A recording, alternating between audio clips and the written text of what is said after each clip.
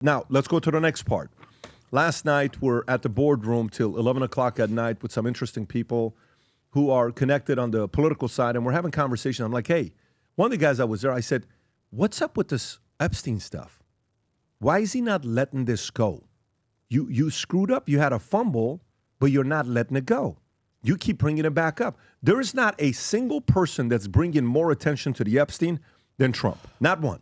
No, and there isn't anybody that's bringing more attention to this than him, okay? And then he comes out yesterday and he calls MAGA-based stupid people and gullible weaklings over Epstein files. Rob, I don't know if you have this clip or not. The radical left Democrats have hit, is that the one or no? This is his Truth Social post, and then he commented as well. I have the video as well. Do you have the video? Play the video first of stupid people. Because, you know, I want to know the strategy behind saying something like this. Go ahead, Rob. Past all this intrigue over the Epstein files, but I do want to ask you to clarify something you said this morning. You said this was all a hoax. Has your attorney general told you this was a hoax? What evidence have you seen of that? No, it's not the attorney general. No, I know it's a hoax. It's started by Democrats. It's been run by the Democrats for 4 years. You had Christopher Wray and these characters and Comey before him. And it's a bad group. He's saying Comey and Wray have been running on Epstein. He's doing his, the 51 agents, the intelligence, so-called intelligence agents, it was a hoax. It's all been a big hoax that's perpetrated by the Democrats. And some stupid Republicans and foolish Republicans fall into the net. And so they try and do the Democrats' work. The Democrats are good for nothing other than these hoaxes. They're bad for policy. They're bad for picking candidates that can get elected. Like in New York, we have a communist running. He may get elected too, actually, but he'll destroy the city. No, it's I call it the Epstein hoax. Takes a lot of time and effort. Instead of talking about the great achievements we've had. Pause it right there, Rob. Okay, so Tom, one end, resume, a lot of victories. On this end, Epstein, he's not letting it go. Now he's calling stupid people. I've not heard a strategy where you call your customers stupid or you call your voter base stupid. How do you process this? Well, I have trouble with it. I have trouble with the word stupid and hoax. So it was not a hoax when Southern District of New York, in cooperation with Florida authorities, found 22 girls that were in the original indictment. We're talking about the Epstein's Florida indictment, which was in the early 2000s. It has nothing to do with Russia, correct? Comey, none of that bullshit that he's talking about. But it was girls going to the island, girls here, things that happened, and it was all there. And then a prosecutor dropped it down to one charge of solicitation, and then like solicitation with intent. The whole thing was dropped down, stuck in a drawer. But the data was there, the evidence was there, all of that was there. So that part was not a hoax. You take a look at, you know, The Crown, England. They were upset with Prince Andrew. The picture was real. The encounter was real. Things that happened with there. That was not a hoax. He was over there with Epstein and Virginia Giuffre, and that's happened. That's not a hoax. So it's not a hoax. It's not like the Steele dossier that was a pack of paper that was proved to be fraudulently written and it was a hoax. You've got all these things that have happened. So I have a problem with the word hoax. You know, you could say overplayed, overblown. You can say a lot of things, but hoax. But then, you know, calling people stupid, they're not stupid. They want answers. They want to know about JFK. They want to know about RFK, Sr. They want to know about MLK. You know, did we, through intelligence agencies, FBI, CIA, have a hand in doing things to our own? And then, yes, they want to know what the hell is going on with Epstein. And then to say you're all dumb and you're falling for a hoax, I don't know if that's how you energize your base or you get the base to move in a certain direction. How do you process it? Well, listen, saying all the loser and all that stuff, we've been hearing that talk. But to say I don't want your support anymore, I've been here fairly close to me, like 2 feet away from me. Very, very. Losers, a lot of losers around here. Losers, stupid people. Yeah, but yeah. Right in this area. I don't want to interrupt. Not so much here. Yeah. Not so much here. But right here. Yeah. Loserville. What a shitty thing to say. Like, people like us, people like me, people like you, people like Tom, that have been ride or die with this guy for 10 years, through all the smear jobs, all the witch hunt, all the hit pieces, Russia collusion, Hillary's bullshit, impeachment 1, impeachment 2, fake indictments, lawfare, COVID, all the jab mandates, all that. People lost everything. We lost jobs, we lost families, people died, people were censored, blacklisted just for saying his name. I was in California, guys. I was in the belly of the beast, of the biggest Trump-hating, red hat, punching people in the face, that whole thing. I'm not taking away from him. He's the president. He's gone through a ridiculous journey, including getting shot in the head, okay? All right? We were in the trenches with you, okay? And now what? Because we're questioning one thing. Jeffrey Epstein, suddenly we're the enemy. We're the losers. We're the idiots. Look away. Shut up. It's Russia collusion. That's horse shit.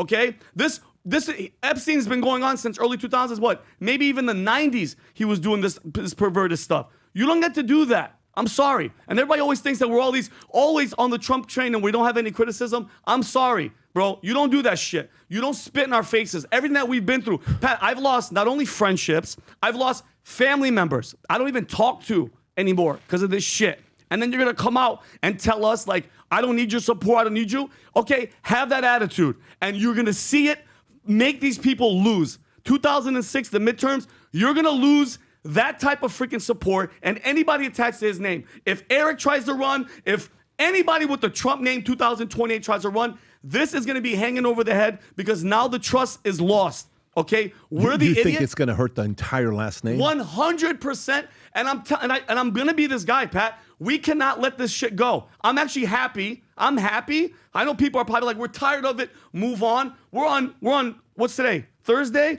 I'm so happy that we're still talking about this. We're only talking about it because he's talking about it. Thank you. Yeah. So guess what? And I'm sorry. Shut up about it. You should have just said, guys, it's done. It's over. But it's and getting back to the root, Pat. Getting back to the root. What changed? What happened? Something shifted. There wasn't all of a sudden, no, you guys are idiots, shut up. I have an idea. I have one too, and I think the majority of the people know what do you think it is? I don't know, because the relationship. I know what it is. What is it? I don't know. No, I mean, there's, let me what is it? There's so many layers to it, but I'm starting to piece everything together, and it's like something shifted. All of a sudden, this relationship, Bibi, all this goes back to me, to Bibi and Israel and Mossad, because Trump was going. There it is. I'm just. Go ahead. Adam. No, I'm sorry. Keep going. Connecting the dots makes me that guy. It's like I don't everything. think that's the case. I think that's one of the main things. I think it's one of handful of things. I don't think that's the main one. So what would you think is? I think it's one of handful of things. Here's Rogan, by the way. You want to play the clip with Rogan? Here's what Joe had to say about the deal with Epstein. They've got videotape, and all of a sudden they don't. You know, you have the director of the FBI on this show saying there's no if there was, nothing you're looking for is on those tapes. Like, what?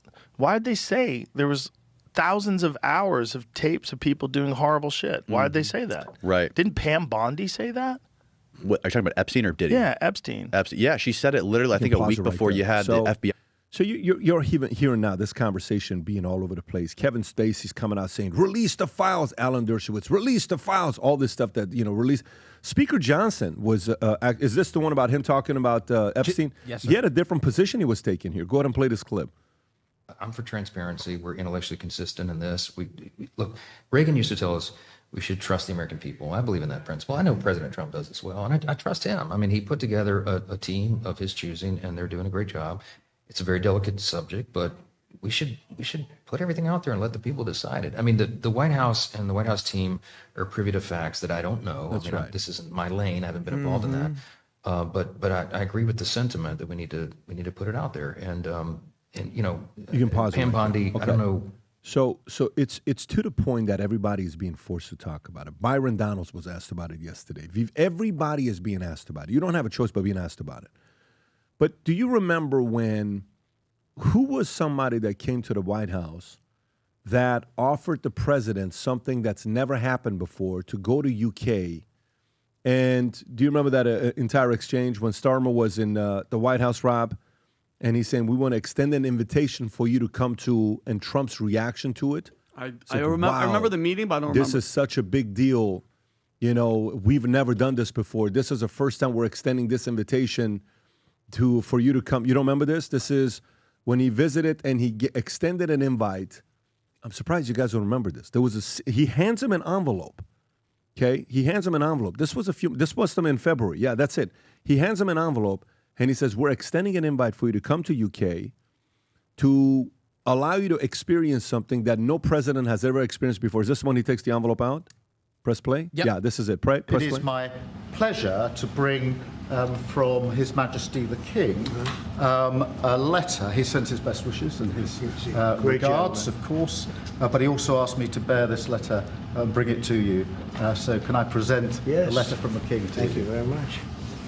Am I supposed to read it right now? Yeah, please do. What do I do with this letter? I will do. I've got to tell him what your reaction is, so I need to know. I need to know. He is a great gentleman, a great, great gentleman.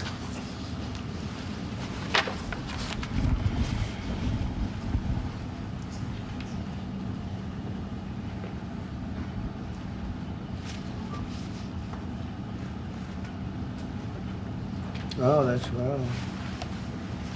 Well, that is really nice. I must make sure his signature's on that. Because, otherwise, it's not quite as meaningful. It is, and that's quite a signature, isn't it? Beautiful.